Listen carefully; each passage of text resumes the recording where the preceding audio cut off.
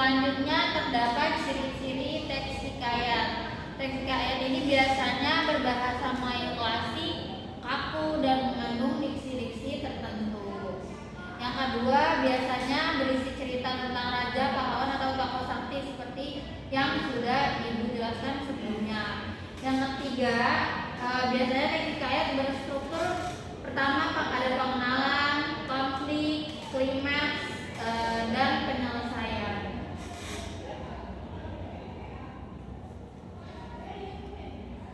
Selanjutnya terdapat unsur-unsur intrinsik. Yang pertama terdapat tema, yaitu tema itu gagasan utama yang diangkat.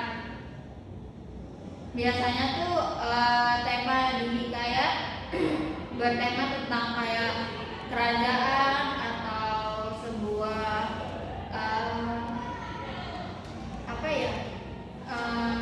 romantisme seperti itu. Yang kedua terdapat tokoh yang kita tahu adalah pelaku dalam cerita. Yang ketiga ada latar.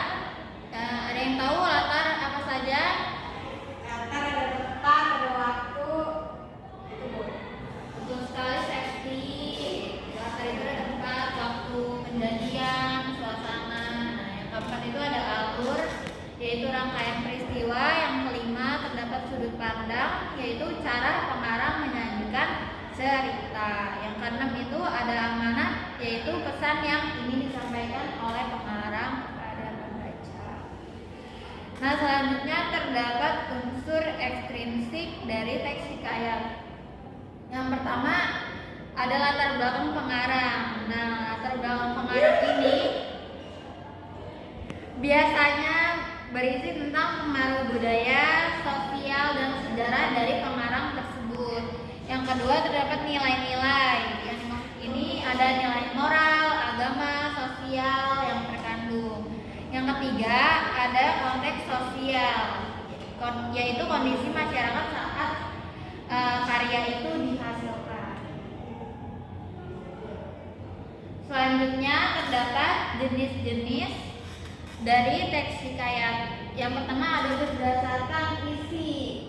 Yang pertama itu hikayat sejarah, dan yang kedua hikayat agama. Yang hikayat agama contohnya seperti hikayat Abu Nawas, seperti itu. Yang ketiga hikayat tentang raja dan yang lainnya. Selanjutnya terdapat berdasarkan gaya bahasa. Yang pertama hikayat yang menggunakan bahasa tinggi. Biasanya nih hikayatnya berbahasanya tuh yang agak formal dan tidak terlalu santai gitu. Yang kedua ada hikayat yang menggunakan bahasa sehari-hari. Biasanya nih lebih menghibur dan membaca tidak terlalu terfokus pada ceritanya. Maksudnya nggak terlalu serius gitu kayaknya. Selanjutnya ada contoh teks hikayat. Di sini yang pertama ada hikayat Hang Tua. Teman-teman pernah dengar nggak hikayat Hang Tua? Belum.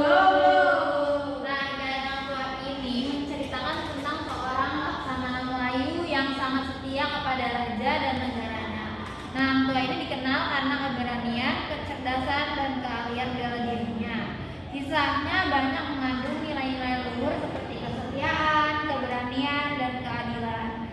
Konflik dalam hikayat ini seringkali melibatkan konflik dalam istana, peperangan, dan ujian terhadap kesetiaan Hang Tua.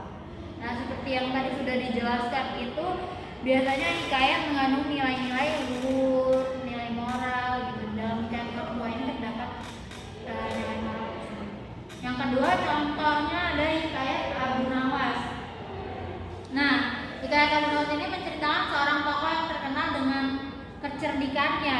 Hikayat-hikayat tentang Abu Nawas biasanya menceritakan tentang tingkah laku yang jenaka dan seringkali berhasil mengelabui orang lain, terutama raja. Kisah-kisahnya seringkali mengandung unsur satir dan sosial.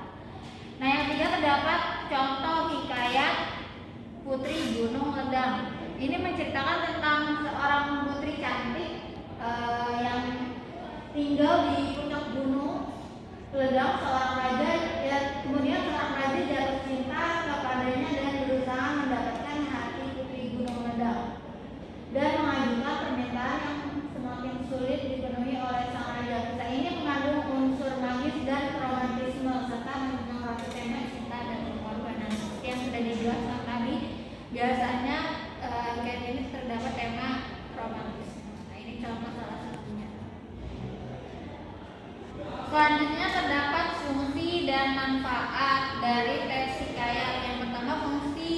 sebagai hiburan. Seperti yang kalian tahu ya, kalian bisa mengisi waktu luang dan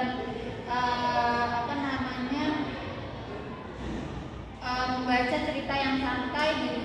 Teks hikayat ini bisa menjadi hiburan bagi waktu luang kalian. Yang kedua, pendidikan. Nah, teks hikayat ini mengajarkan nilai-nilai moral dan etika yang bisa dicontoh dari cerita-cerita tersebut. Contohnya yang seperti tadi. Yang ketiga, ada fungsi sosial yang dapat mempererat hubungan antar anggota masyarakat. Nah, selanjutnya ada manfaat. Yang pertama, meningkatkan pemahaman terhadap budaya dan bangsa. Yang kedua, menumbuhkan rasa cinta terhadap karya sastra Indonesia. Kan tadi seperti sudah Ibu jelaskan ya, hikayat itu termasuk ke dalam sastra lama dan itu termasuk ke dalam dari karya sastra Indonesia. Yang ketiga, memperkaya kosakata dan kemampuan berbahasa diri kita. Baik, karena materi sudah selesai, selanjutnya Ibu akan memberikan tugas individu yang tugasnya itu kalian pertama memilih salah satu hikayat populer, bisa dari sumber internet, buku, dan sebagainya. Nah, yang kedua itu lalu dari hasil kalian mencari hikayat populer tersebut, kalian analisis unsur-unsur intrinsipnya, yaitu ada tema, tokoh, latar, alur, sudut pandang, amanat, dan analisis unsur ekstrinsipnya juga, yaitu nilai-nilai yang terkandung di dalam teks hikayat tersebut. Ada yang ingin bertanya tentang tugas ini? Udah. Stop. Belum. Ibu, saya mau tanya. Iya, Beb.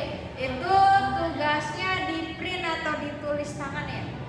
Ditulis tangan ya, ditulis di folio. Oke. Ibu mau tanya, hikayatnya boleh sama atau beda-beda, Bu?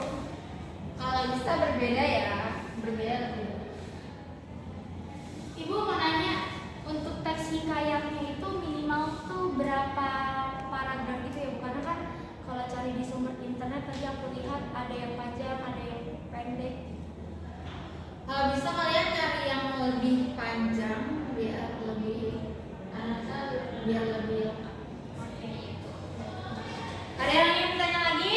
Enggak. Cukup, Bu. Baik, karena sudah cukup untuk pertanyaan tugas video ini. Mungkin Ibu cukupkan saja kelas di sini. Terima kasih sudah mengikuti kelas Ibu dengan baik dan memperhatikan. Wassalamualaikum warahmatullahi wabarakatuh.